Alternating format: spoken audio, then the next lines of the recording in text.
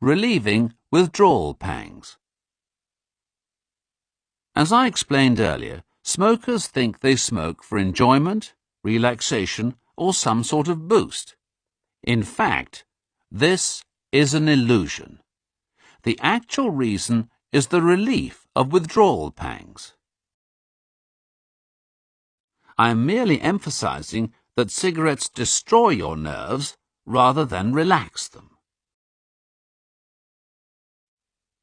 We have all heard of the panic that overtakes smokers when they are out late at night and in fear of running out of cigarettes.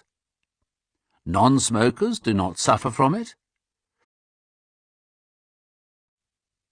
Observe smokers who are smoking because they are bored. They still look bored. The cigarette doesn't relieve the boredom. As an ex-chain smoker, I can assure you that there are no more boring activities in life than lighting up one filthy cigarette after another, day in, day out, year in, year out.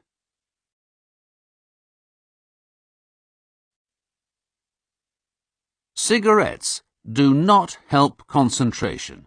That is just another illusion. When you're trying to concentrate, you automatically try to avoid distractions, like feeling cold or hot. The smoker is already suffering. That little monster wants his fix.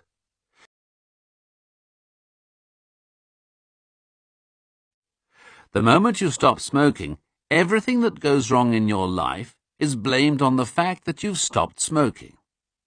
Now, when you have a mental block, instead of just getting on with it, you start to say, "If only I could light up now, it would solve my problem." You then start to question your decision to quit smoking. If you believe that smoking is a genuine aid to concentration, then worrying about it will guarantee that you won't be able to concentrate. It's the doubting, not the physical withdrawal pangs, that causes the problem. Always remember, it is smokers who suffer withdrawal pangs and not non-smokers.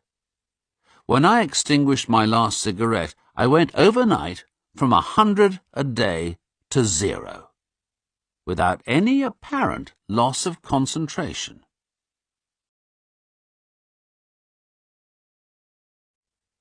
However, the poor smoker cannot relax, as he has another hunger to satisfy. He thinks of the cigarette as the icing on the cake, but it is the little monster that needs feeding. The truth is that the nicotine addict can never be completely relaxed, and as you go through life, it gets worse. The one thing that controlled me was the cigarette.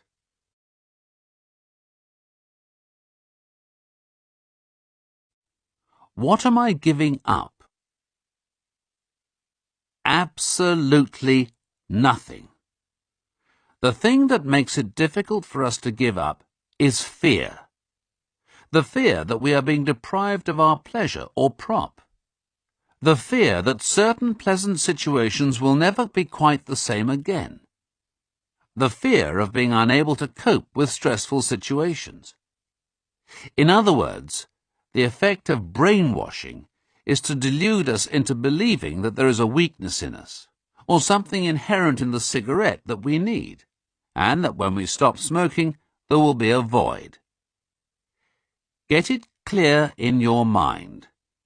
Cigarettes do not fill a void. They create it.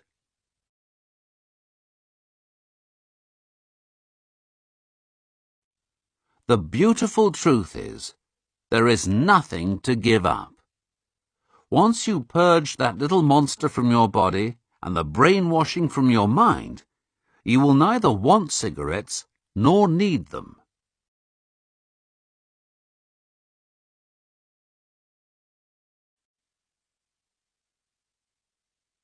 Some smokers find it difficult to appreciate the concept of the void, and the following analogy may assist you. Imagine having a cold sore on your face. "I've got this marvellous ointment," I say to you. Try this stuff. You rub the ointment on, and the sore disappears immediately. A week later it reappears.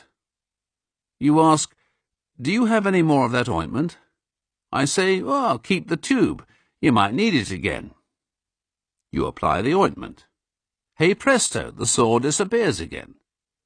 Every time the sore returns, it gets larger and more painful, and the interval gets shorter and shorter.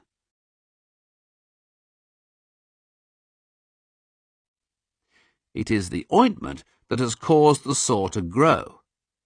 All you have to do to get rid of the sore is to stop using the ointment.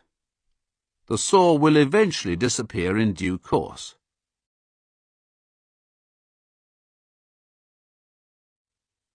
There is no doubt what your choice would be. I had been doing what every smoker does all his smoking life, closing my mind and keeping my head in the sand, hoping that I would wake up one morning and just not want to smoke anymore.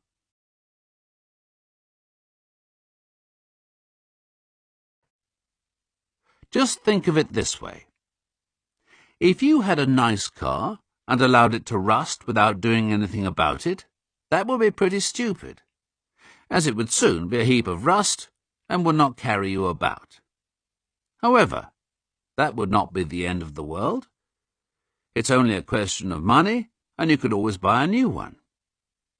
Your body is the vehicle that carries you through life.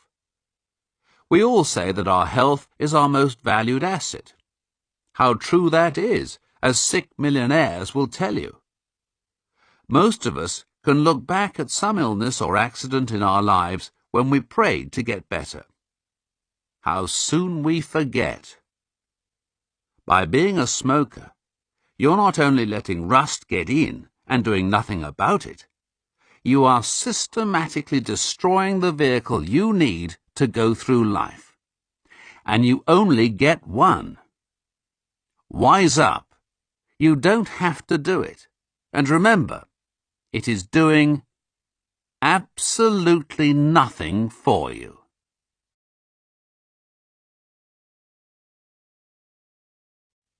Stop kidding yourself. You have the chance. It's a chain reaction. If you smoke the next cigarette, it will lead to the next one, and the next. It's already happening to you.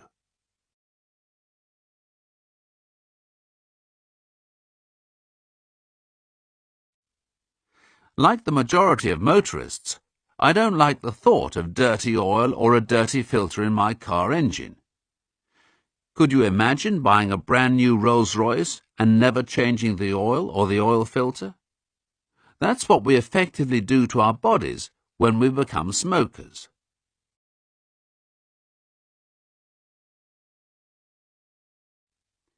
I had liver spots on my hands in my 40s. In case you don't know, liver spots are those brown or white spots that very old people have on their face and hands. I tried to ignore them, assuming that they were due to early senility, caused by the hectic lifestyle that I had led. It was 5 years after I had quit that a smoker at the Rains Park Clinic remarked that when he had stopped previously, his liver spots disappeared. I'd forgotten about mine, and to my amazement they too had disappeared. As long as I can remember, I had spots flashing in front of my eyes if ever I stood up too quickly, particularly if I were in a bath. I would feel dizzy, as if I were about to black out. I never related this to smoking.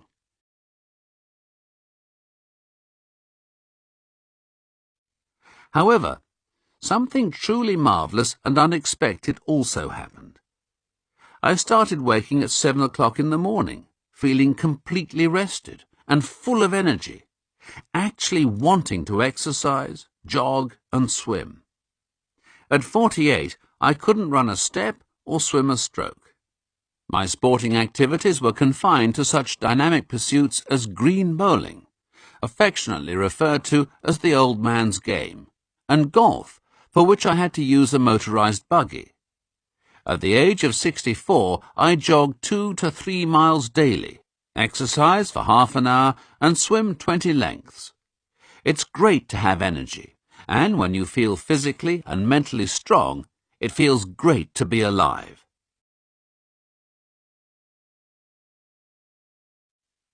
This is the worst fallacy of all about smoking. And for me, it ranks with the ending of the slavery, the greatest benefit from quitting, not to have to go through life with the permanent feeling of insecurity that smokers suffer from.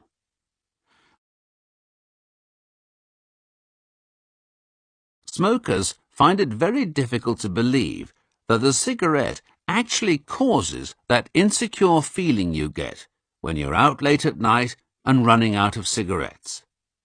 Non-smokers do not suffer from that feeling. It's the tobacco that causes it.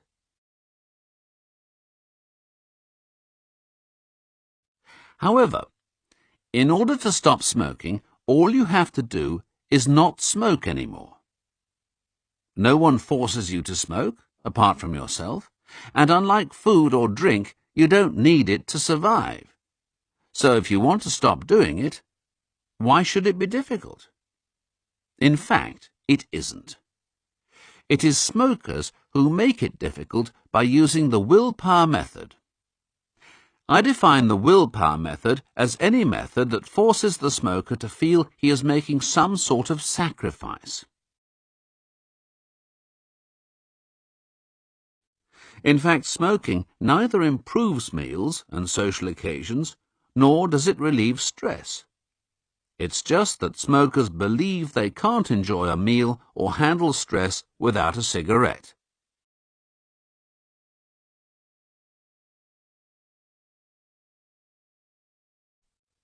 While we're not enjoying them, which we never do, we suffer from the illusion that we can stop whenever we want to.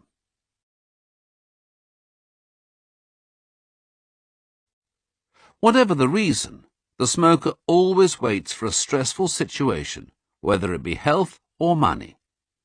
As soon as he stops, the little monster needs feeding. The smoker then wants a cigarette, and because he cannot have one, this makes him more distressed. The thing he usually takes to relieve stress is now not available, so he suffers a triple blow. The probable result after a period of torture is the compromise. I'll cut down, or I've picked the wrong time, or I'll wait until the stress has gone from my life. However, once the stress has gone, he has no need to stop, and doesn't decide to do so again until the next stressful time. Of course, the smoker's life can never become less stressful, because it is the cigarette that actually causes stress. As the smoker's rate of nicotine intake rises, the more distressed he becomes, and the greater the illusion of his dependency becomes.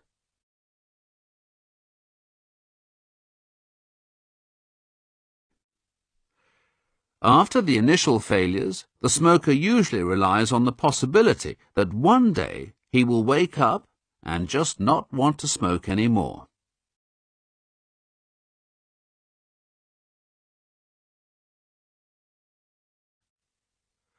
For most of our lives, we adopt the head in the sand, I'll stop tomorrow approach.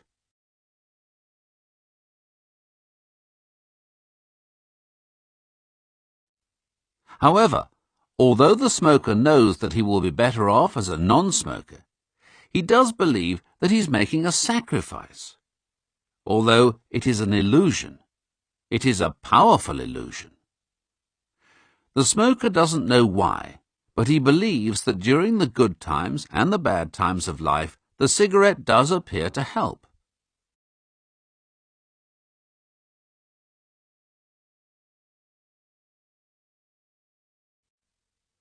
So instead of starting with the feeling, "Great!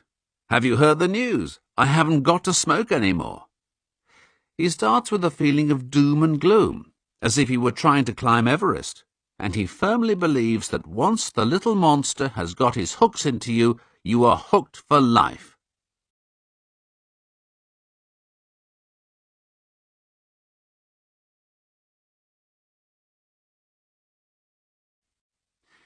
On the other side of the tug-of-war, that little monster inside your stomach hasn't had his fix.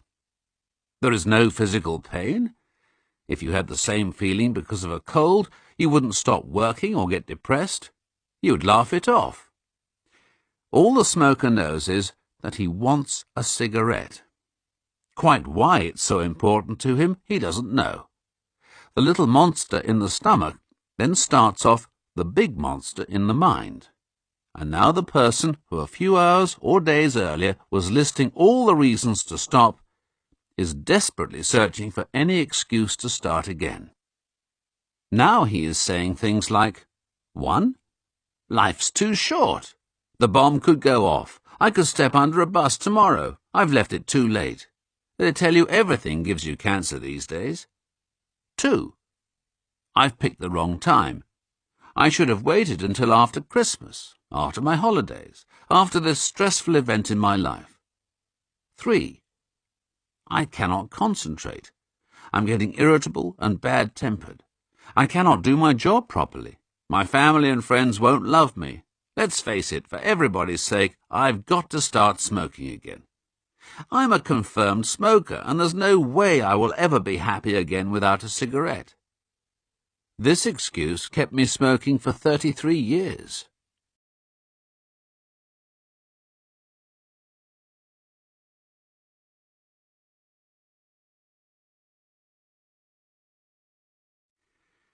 At this stage, the smoker usually gives in. He lights a cigarette, and the schizophrenia increases. On the one hand, there is the tremendous relief of ending the craving, when the little monster finally gets his fix. On the other hand, if he has survived a long time, the cigarette tastes awful, and the smoker cannot understand why he is smoking it. This is why the smoker thinks he lacks willpower. In fact, it is not lack of willpower. All he has done is to change his mind and make a perfectly rational decision in the light of the latest information. What's the point of being healthy if you're miserable? What's the point of being rich if you're miserable? Absolutely none. Far better to have a shorter, enjoyable life than a lengthy, miserable life. Fortunately, that's not true. Just the reverse. Life as a non-smoker is infinitely more enjoyable, but it was this delusion that kept me smoking for 33 years, and I must confess, if that were the true situation, I would still be smoking. Correction. I wouldn't be here.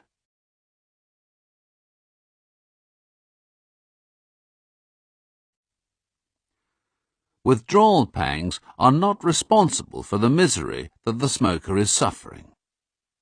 True, they trigger them off, but the actual agony is in the mind, and it's caused by doubt and uncertainty. Because the smoker starts by feeling he is making a sacrifice, he begins to feel deprived. This is a form of stress.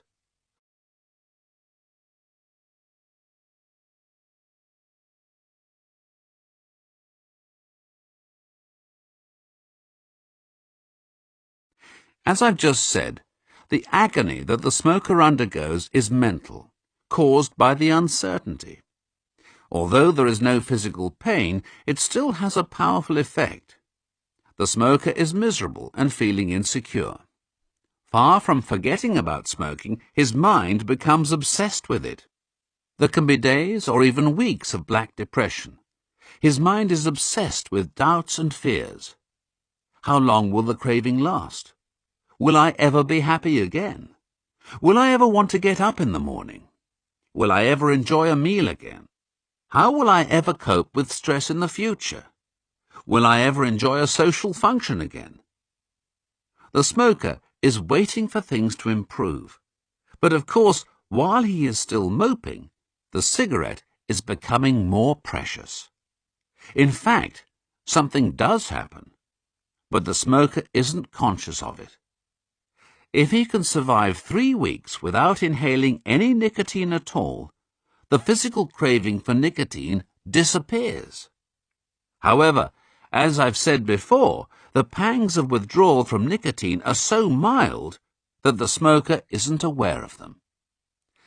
But after about 3 weeks, many smokers sense that they have kicked it. They then light a cigarette to prove it. And it does just that. It tastes awful, but the ex-smoker has now supplied nicotine to the body. And as soon as he extinguishes that cigarette, the nicotine starts to leave the body. There is now a little voice at the back of his mind saying, "You want another one." In fact, he had kicked it, but now he has hooked himself again.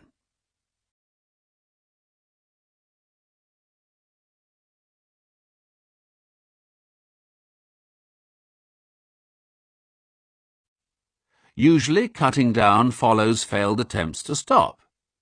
After a few hours or days of abstinence, the smoker says to himself something like, "I cannot face the thought of being without a cigarette, so from now on I will just smoke the special ones, or I will cut down to 10 a day. If I can get in the habit of smoking 10 a day, I can either hold it there or cut down further." Certain terrible things now happen. 1. He has the worst of all worlds. He is still addicted to nicotine and is keeping the monster alive, not only in his body, but also in his mind. 2. He is now wishing his life away, waiting for the next cigarette. 3. Prior to cutting down, whenever he wanted a cigarette, he lit one up, and at least partially relieved his withdrawal pangs. Now, in addition to the normal stresses and strains of life, he is actually causing himself to suffer the withdrawal pangs from nicotine most of his life. So he is causing himself to be miserable and bad-tempered. 4. While he was indulging himself, he didn't enjoy most of the cigarettes, and he didn't realize he was smoking them. It was automatic. The only cigarettes that he imagined he enjoyed were after a period of abstinence, for example, the first in the morning, the one after a meal.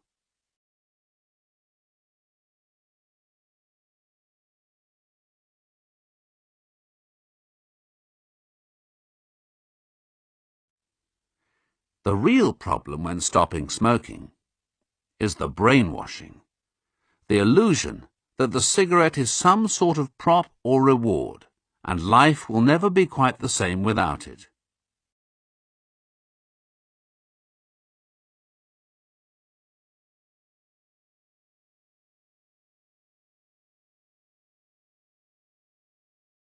But a nicotine addict can never be really happy if that little nicotine monster remains unsatisfied.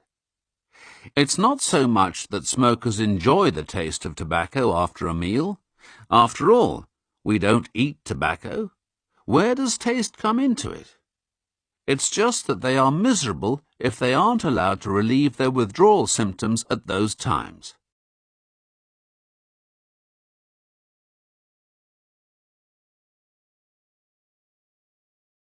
But he already is.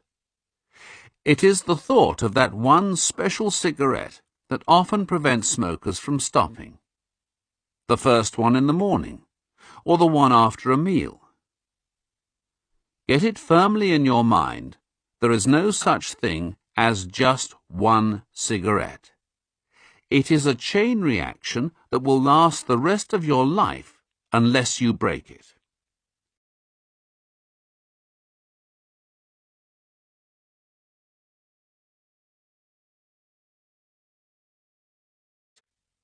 The answer is fear. The fear that he cannot stop, or that life won't be the same without it. Stop kidding yourself. You can do it. Anybody can. It's ridiculously easy. In order to make it easy to stop smoking, there are certain fundamentals to get clear in your mind. We have already dealt with 3 of them up to now. 1. There is nothing to give up. There are only marvelous, positive gains to achieve. 2. Never see the odd cigarette. It doesn't exist. There is only a lifetime of filth and disease. 3. There is nothing different about you. Any smoker can find it easy to stop.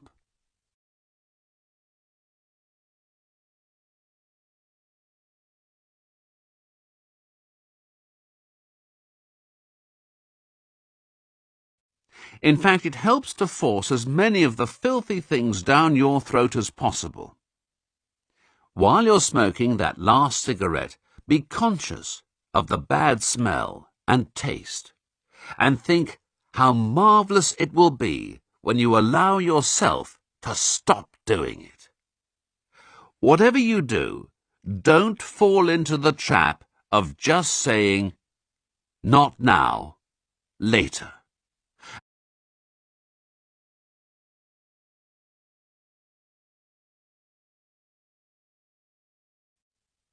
This is the most subtle aspect of the smoking trap. When we have genuine stress in our lives, it's not the time to stop. And if we have no stress in our lives, we have no desire to stop.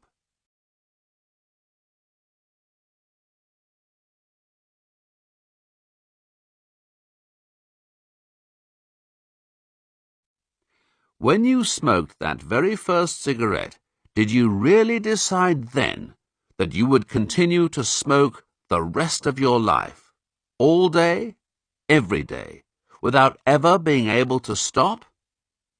Of course you didn't. Are you going to continue the rest of your life, all day, every day, without being able to stop? Of course you aren't. So when will you stop? Tomorrow? Next year? The year after? Isn't this what you've been asking yourself since you first realized you were hooked? Are you hoping that one morning you will wake up and just not want to smoke anymore? Stop kidding yourself.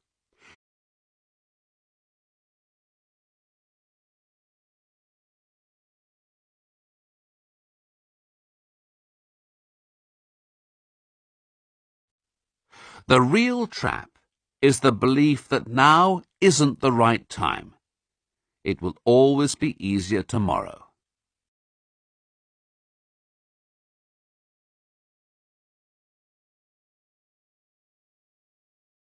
Will I miss the cigarette?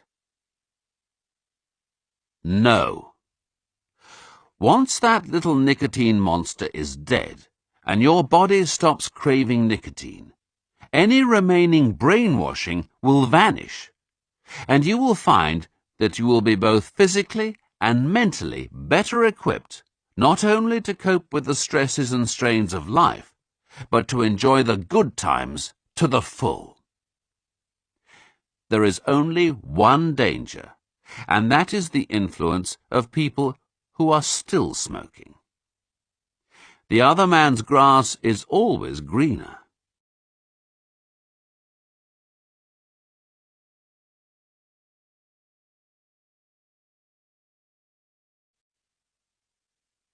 For up to 3 weeks after your last cigarette, you may be subjected to withdrawal pangs. These consist of two quite separate factors. One, the withdrawal pangs of nicotine, that empty, insecure feeling like a hunger, which smokers identify as a craving or something to do with their hands. 2. The psychological trigger of certain events such as a telephone conversation.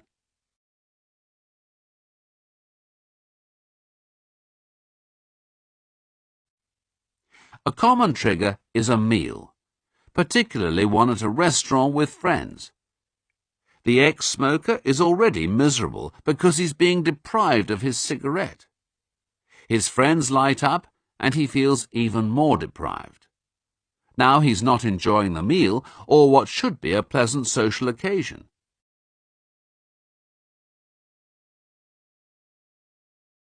Because of his association of the cigarette with the meal and the social occasion, he is now suffering a triple blow, and the brainwashing is actually being increased. If he is resolute and can hold out long enough, he eventually accepts his lot and gets on with his life.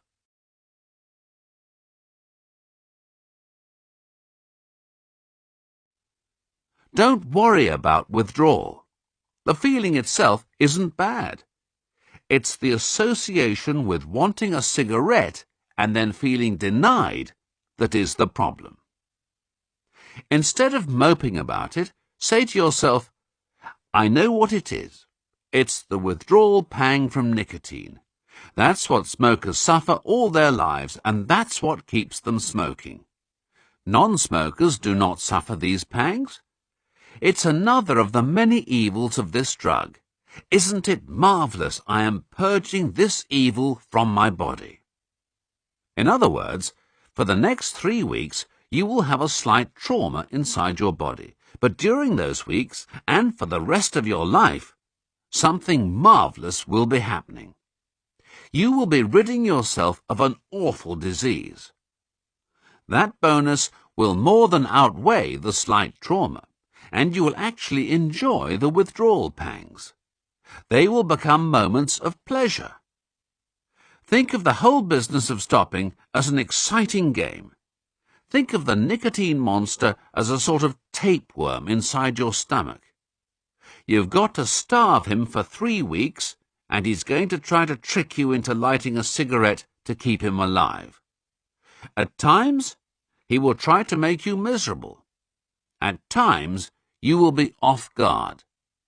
Someone may offer you a cigarette, and you may forget that you have stopped. There is a slight feeling of deprivation when you remember. Be prepared for these traps in advance. Whatever the temptation, get it into your mind that it is only there because of the monster inside your body, and every time you resist the temptation, you have dealt another mortal blow in the battle.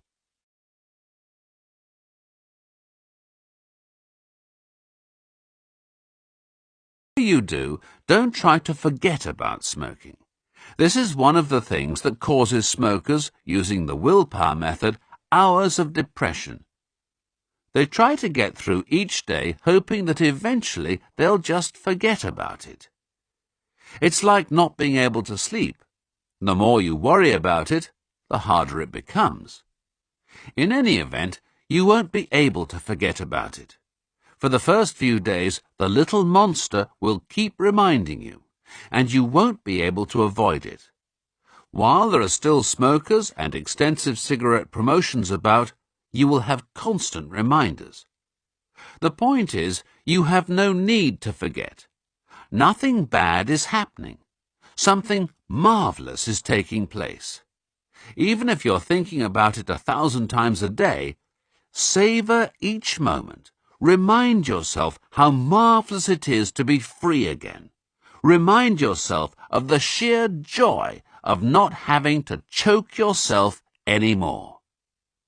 As I've said, you'll find that the pangs become moments of pleasure, and you'll be surprised how quickly you will then forget about smoking. Whatever you do, do not doubt your decision.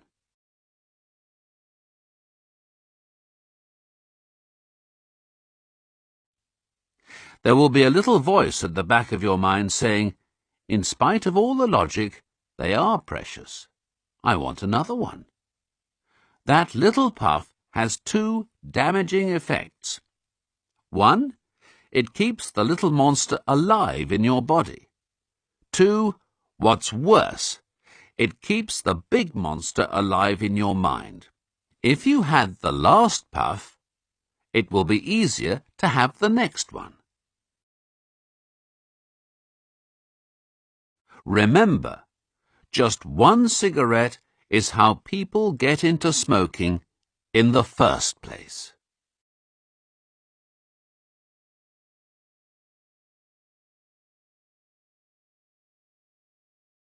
The main reasons for failure. There are 2 main reasons for failure. The first is the influence of other smokers. At a weak moment or during a social occasion, somebody will light up.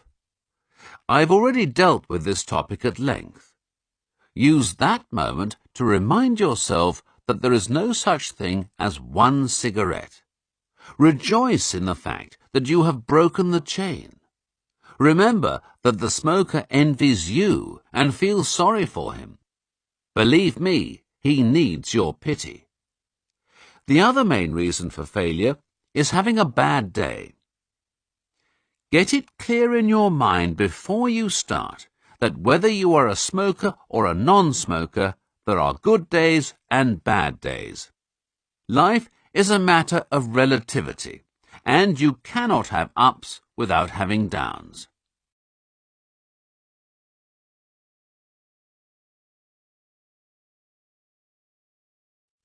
The moment of revelation.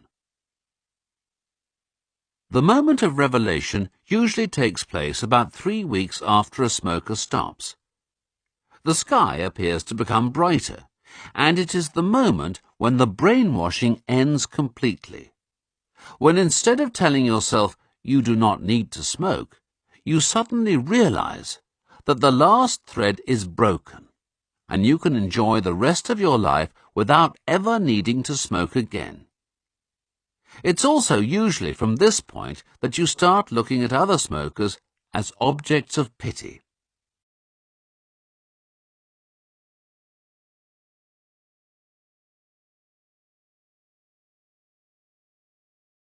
And yet thousands of smokers successfully kick the habit for many years and lead perfectly happy lives, only to get trapped once again. I trust that this program will help you to find it relatively easy to stop smoking.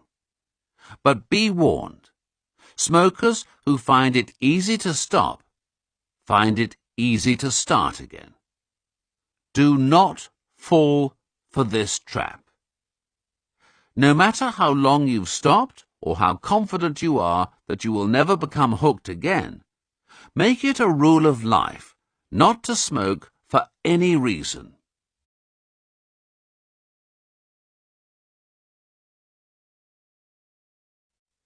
Remember, that first cigarette will do nothing for you. You'll have no withdrawal pangs to relieve, and it will taste awful. What it will do is to put nicotine into your body, and a little voice at the back of your mind will be saying, "You want another one." Then you've got the choice of being miserable for a while or starting the whole filthy chain again.